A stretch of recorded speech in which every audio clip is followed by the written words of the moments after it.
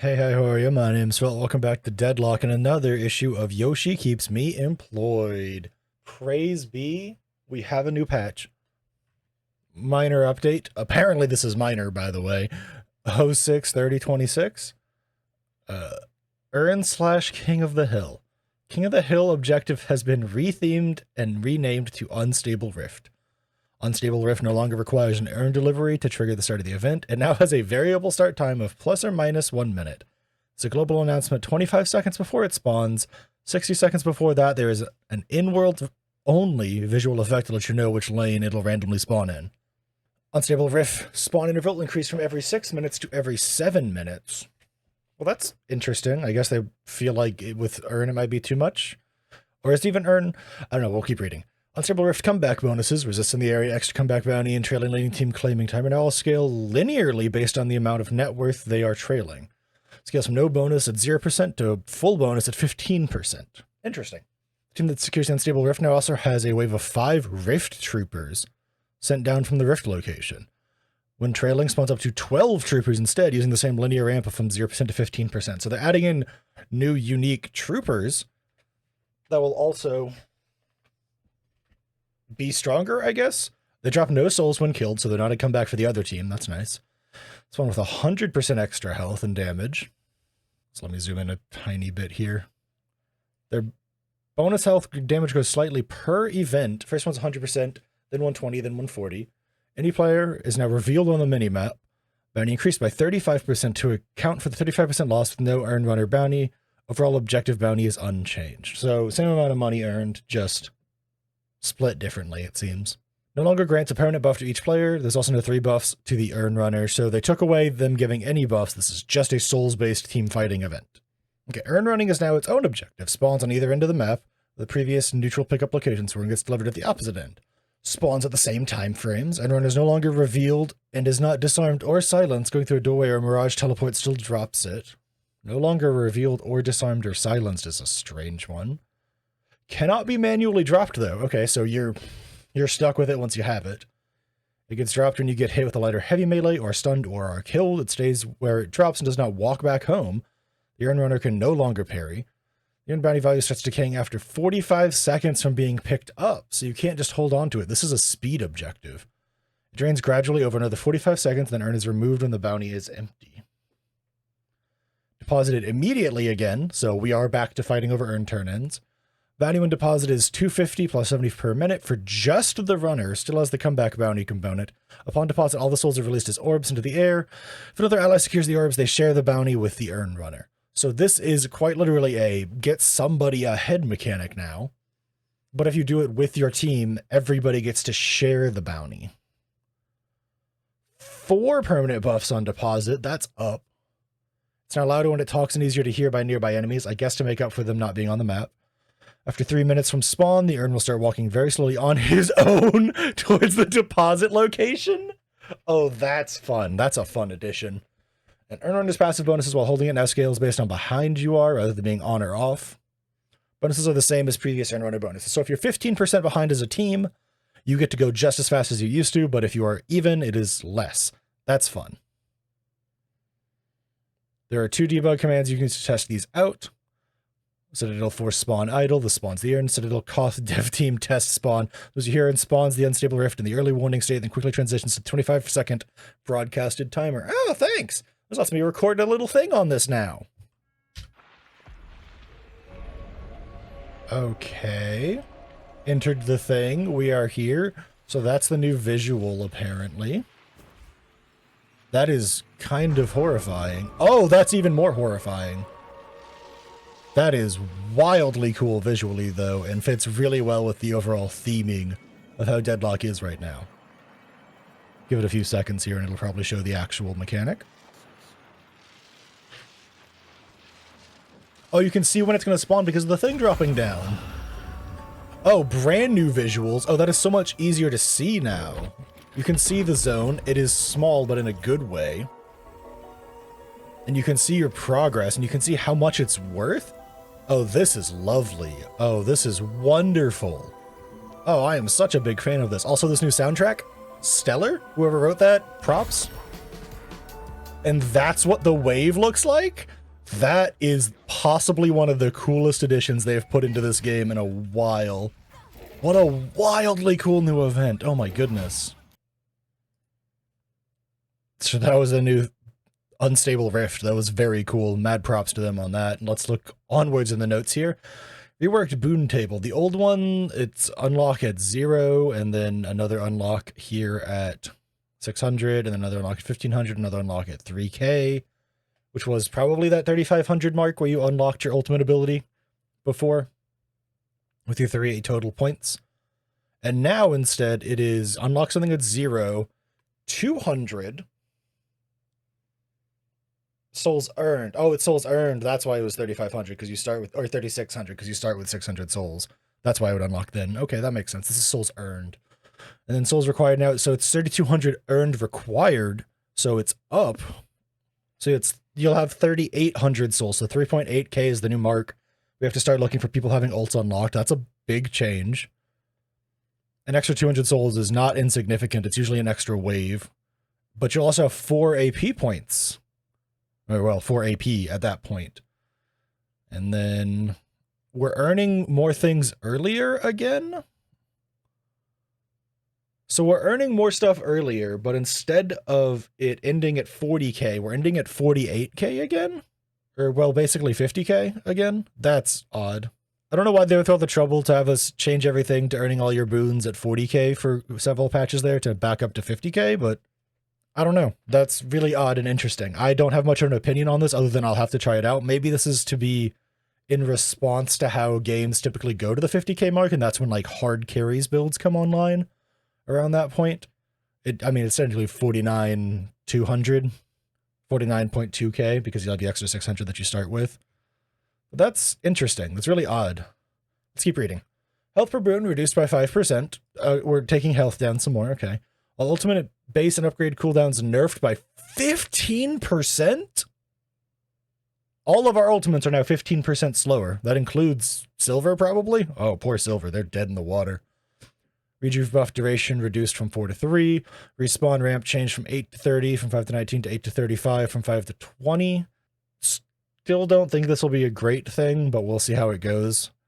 Guardians give less souls, Walkers give less souls, First Blood gives less souls, Base Kill Bounty gives less souls. But it still has a max of 2200 souls per kill at 40 minutes. Interesting. These right here are to prevent the snowball that everyone's been complaining about. It is now going to be much harder to snowball, especially because if one team is winning the Rift event, the other team can just steal earn and book it across the map with it if they're behind, right? Interesting. So the Trooper bounties also got rescaled to 116 plus 1.6 per minute to 100 plus 2 per minute. So less money before, 20 minutes more after. They're trying to lengthen this game. Goodness. Trooper bounty ratio in the deniable flying orb is up though, so make sure you secure your orbs. Minimum unsecured souls allowed to drop reduced from 150 to 50 plus 5 per minute? Man, these are wild changes to how the scaling of the game goes. They are lengthening this game so much more than it used to be. This game is going to be much slower paced. Dash jump input window increased from 0.2 to 0.25 seconds. So that's not bad. Dash jump distance went up. Dash jump vertical impulse increased. So dash jumping is just better. That's fun. Jump pads on top of the double centers buildings have been removed. Okay, that's interesting. I guess making it harder to steal and escape fast. Hovering an item in the sharp now shows you a preview for your investment bars. Well, that's just nice. That's just a good change. Street roll no longer locks you out of getting off the zipline in the first few seconds. Increased item randomness a bit. Fixed enhanced sharpshooter and spiritual overflow not maintaining the bonuses in their enhanced components. Well, that's nice, I guess. Items. I'm assuming this is just in the base game. Mystic shot, cooldown up, making it a little weaker. Toxic bullets, very slight buff. Toxic bullets might be coming back a little bit, but with overall health coming down, it's probably not as good, but still. Scourge, a very slight nerf to the boy Scourge. Oh, hang on. Max health, DPS, and skills with spirit power. That's a big nerf to Scourge, actually. So your supports that run this are going to need to have a lot of spirit power in the build. But, I mean, to be fair, this doesn't bother Rem, who's a really good Scourge abuser, because they put it on their teammates while they're napping. But someone like Mo and Krill and Calico might have a little bit of a harder time, though Calico does still buy Boundless Spirits. Maybe it won't be so bad for them. This is definitely a nerf, though. Definitely a sizable nerf, because this is large chunk, and then it has to scale with Spirit Power. Cursed Relic getting another nerf. Honestly, kind of needed. Cursed Relic's 10% is not that bad at late game. Heroes, buffs, nerfs, and changes. Abrams, Siphon Life T3 reduced from 3 meters extra to 2 meters extra, and Shoulder Charge T3 reduced from -20 cooldown to -18 cooldown. So just a slight Abrams nerf, okay. Apollo, Riposte T1 increased from -7 to -8, slight buff.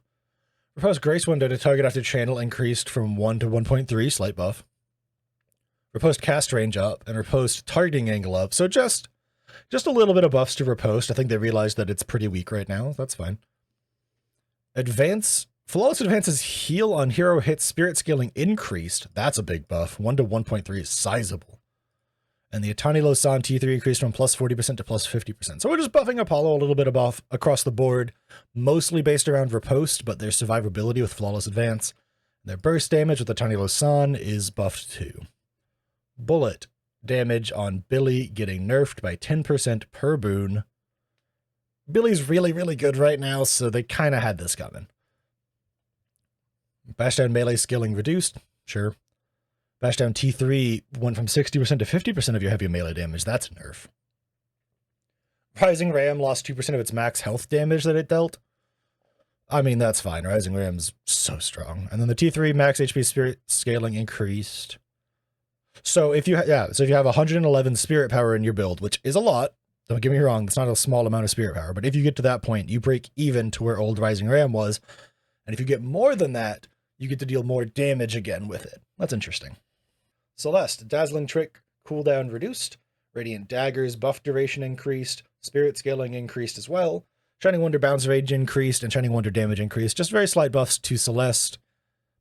I don't think they need it. I think they're fine, but if they want to buff Celeste, I guess that's fine.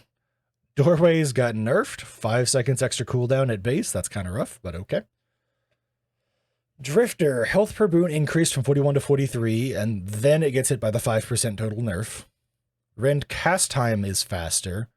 Post cast time is faster. T2 cooldown is better, an extra second off. T1 Blood Scent goes from 2 meters per second to 3 meters per second movement, and Blood Scent T2, 18% of missing health up to 24%. Wow, those are Drifter buffs. Mostly around Blood Scent. That's pretty nice. But Rend having faster cast time, less post-cast time, and better cooldown is really, really strong. They buffed Dynamo's healing. You know what? That's fine. Grey Talon. Yay! Rain of Arrows got nerfed, and Guided Owl permanent spirit power got nerfed. Wahoo! You now need, what, 8 kills to get what 6 kills got you before? That's a solid buff. Holiday. Powder Keg velocity reduced slightly. Charge delay increased, so slight nerf. Powder Keg spirit scaling reduced, slight nerf. And T3 from 100, yeah, okay. Nerf the Powder Keg. The Powder Keg was hitting so hard throughout the entire game that Holiday was just obnoxious. On top of having a really good kit everywhere else, their Powder Keg was one of the best spirit burst abilities in the game, and they had 3 of them. Yeah, this was needed. This was very much needed. Hey, Sleep Dagger got buffed. More bullet resist shred at T1. T2 gets a little less of a cooldown on it, so you get 1 extra second off of the ability. And you get 40% bullet lifesteal after you get your smoke bomb to T3. That's not bad. Not great. I don't think this will change Haze that much, but slight buffs across the board. Ivy, Entangling Thorns, slight spirit scaling buff. Kudzu Connection, healing per boon scaling increased. Interesting. So Kudzu Connection now gets even better as you go through the game. Airdrop gets a better cooldown reduction when used on allies. Interesting. I guess this is to make you want to use it with allies more and by yourself less, but who cares? Lash, Ground Strike buff. Ground Strike buff. Less cooldown at base. Whoo, boy. Lash eating good. And a slight buff to Flog Strike. A little easier to hit more things at once early game. That's nice. Rake. Missing health as damage increased from 5 to 6%. We buffing Mina? We buffing Mina? We buffing Mina. Sanguine Retreat Tier 3 now also goes 3 meters farther. Nox Nostra going from 4.45 to 4.6 base damage, and the T1 damage increase going from 1.74 to 1.9?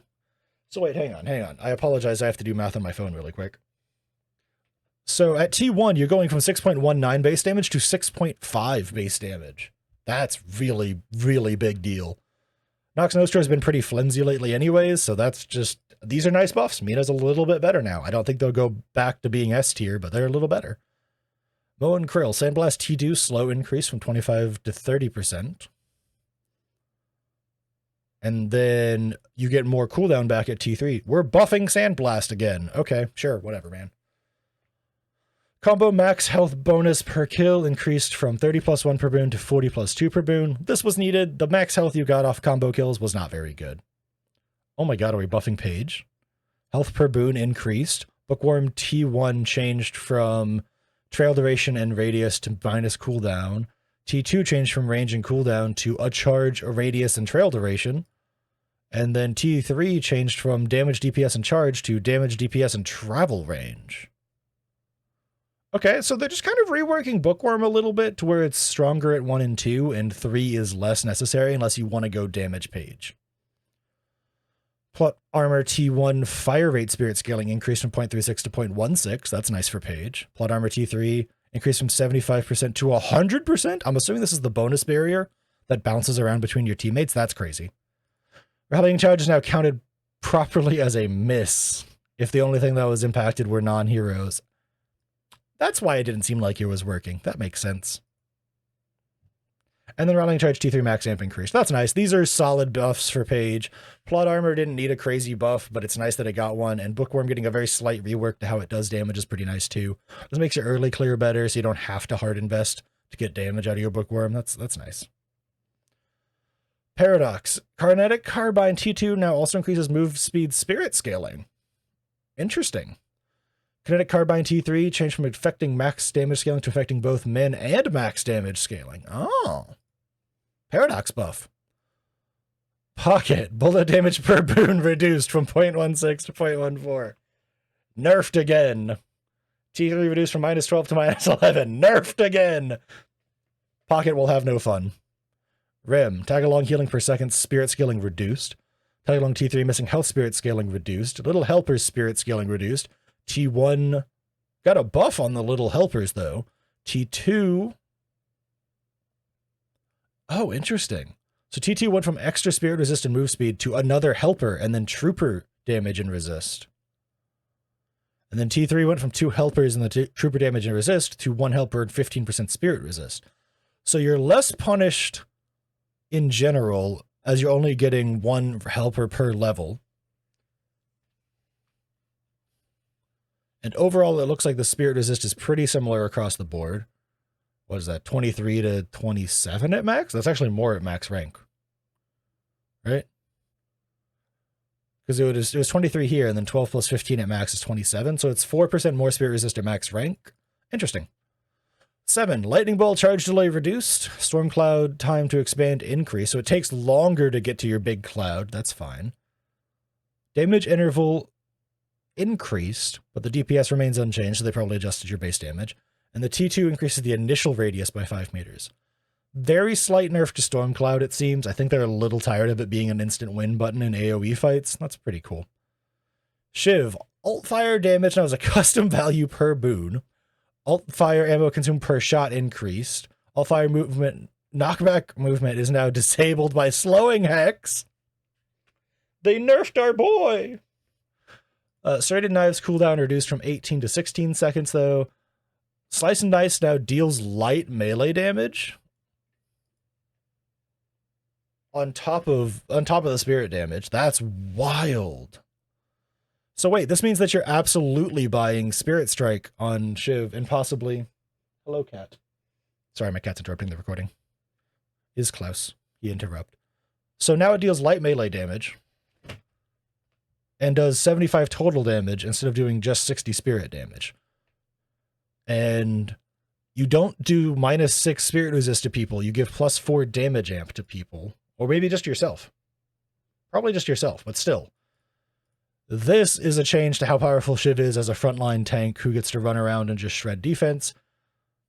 But this gives you access to Spirit Snatch in your build, which is kind of scary because Spirit Snatch gives you more spirit power.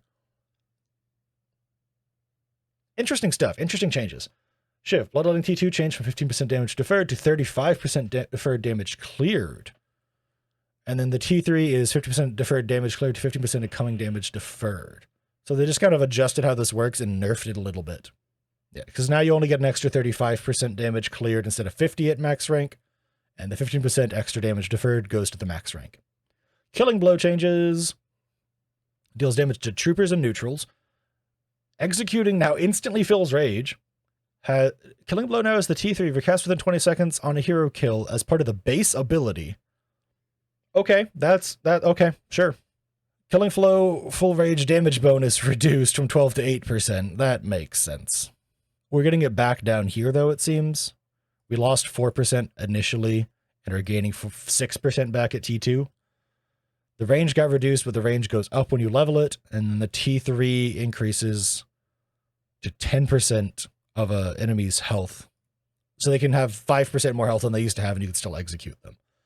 Interesting changes to Killing Blow and Shiv. I feel like the character is going to be just fine, and possibly even stronger. Vindicta, Stake T2 reduced from -20 to -22. Crow Familiar increased from -12 to -16. Crow Familiar Collision Radius increased slightly. Fascinate Max Damage Spirit Scaling increased, just buffing Vindicta. Okay. Viscous, Splatter T3 Spirit Scaling reduced, but a slight buff to the Puddle Punch T3 cooldown. And Goo Ball T3 gives a little more of duration. So we're buffing Puddle Punch and Goo Ball and nerfing Splatter because Splatter explodes people. It makes sense. Viper, Screwjab Dagger T3 now also reduces charge delay from 4 to 2. And Slither Spirit Scaling increase. So a slight buff to Viper? Wild. Warden, bullet damage per boon reduced. We're nerfing... what? Bullet damage reduced on Warden? Willpower T2 and T3 got buffed. I guess we're just trying to pivot Warden into being more of an ult bot with all of the changes they've gotten. This is really wild. All right, so as you can see, though, that's all the changes. That's what we got. That's what we're doing. That's minor update 06/30/2026. That's crazy. That's a lot of changes. Oh my goodness. This is going to be coming out the same day that this patch went live, and I'm going to be just rushing to finish this. So if I'm missing something that seems obvious to you, dear viewer, yell at me about it in the comments. I'm going to try and get this out as soon as possible because these are really cool changes and really cool adjustments across the boards and mostly buffs. But thanks for watching, dear viewer. You're cool and I appreciate you. Thanks for being here. If you like this type of game content, don't forget to like, comment, and subscribe. Hope to catch you all in the next one.